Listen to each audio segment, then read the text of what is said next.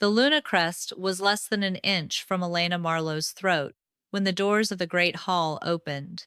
400 wolves turned toward the sound. Elena did not. She stood beneath the silver branches of the coronation arch in a white ceremonial gown, her long chestnut brown hair braided over one shoulder, while Alpha King Lucian Thorne faced her with the ancient black-silver crest resting across both palms. In another breath, it would have been fastened at Elena's collar before the nine-pack banners and the royal court. They had already chosen each other long before this ceremony. Today was supposed to be simpler. The moment the kingdom saw publicly what Elena had trusted privately for months, that Lucian would place her beside him and never make her stand alone before his court. She had never imagined the promise would fail before the crest even touched her skin. Then Seraphine Voss said, "Before you crown her, you should know what she did to my pack." Lucian's hands stopped. Only then did Elena turn. Seraphine stood inside the doors in a dark military coat, one hand gripping a folded sheet of oath parchment. At her breast hung the bronze medal Blackthornne had given her 6 years ago after she carried Lucian bleeding out of Raven Gorge. Lord Garrick Vale entered behind her. That was when Elena's unease became something colder. Lucian lowered the Luna crest. "What is this?" Seraphine crossed the marble floor. She did not look triumphant. She looked reluctant. "I hoped I was wrong." She placed the parchment on the oath table. "My pack's winter boundary oath was altered. The change gives crown authority over land that has never belonged to the throne." Elena stared at it.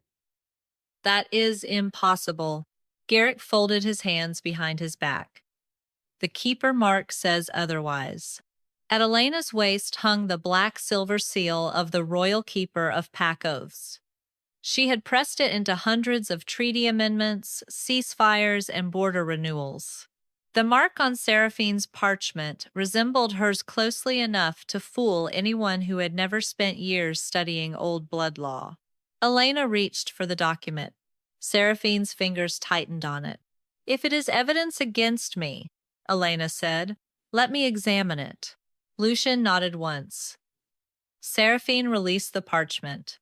Elena read the first lines twice. The oath claimed to be 6 years old. The blood signatures were dark with age. The pack names were correct.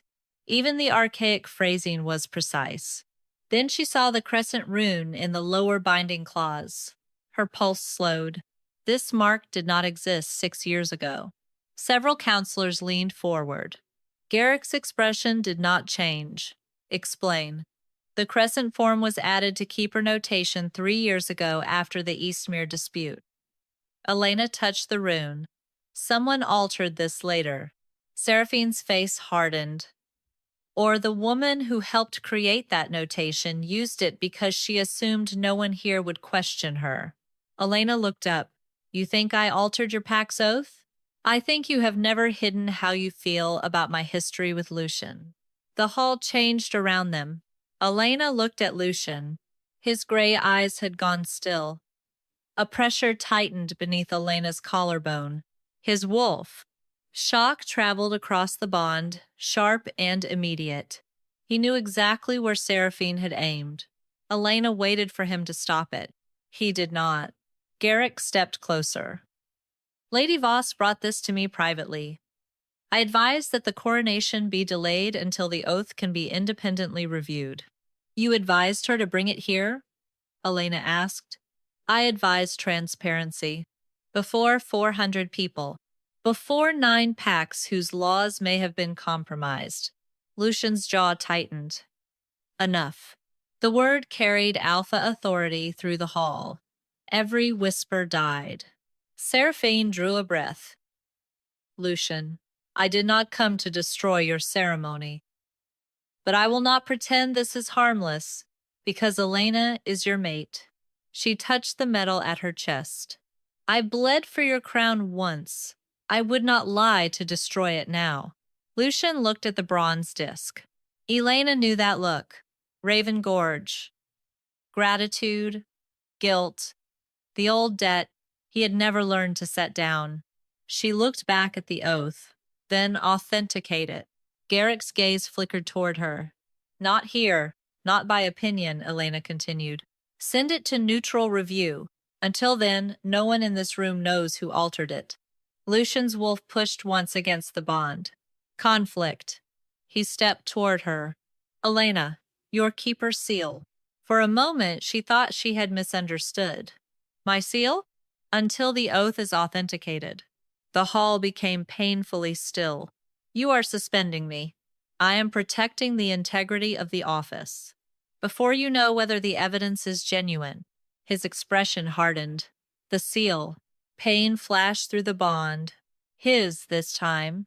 He felt what the command did to her. That made it worse. Elena unclasped the black-silver disc and placed it in his palm. Metal clicked against the black signet ring on his hand. Seraphine lowered her eyes. I never wanted this. Elena did not look at her. Lucian turned toward the coronation arch. For one foolish second, Elena thought he might continue the ceremony.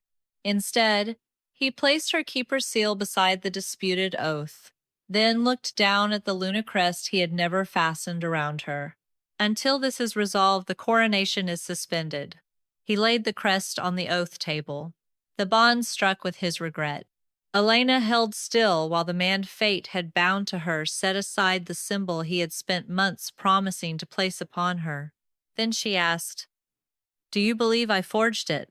Elena, do you? His gaze moved toward Seraphine. I believe Seraphine has earned the right to be heard. Elena's throat tightened. And I haven't? He said nothing. Something inside her became very quiet. She reached beneath the neckline of her gown and drew out the narrow black chain Lucian had given her the night they completed their private vows.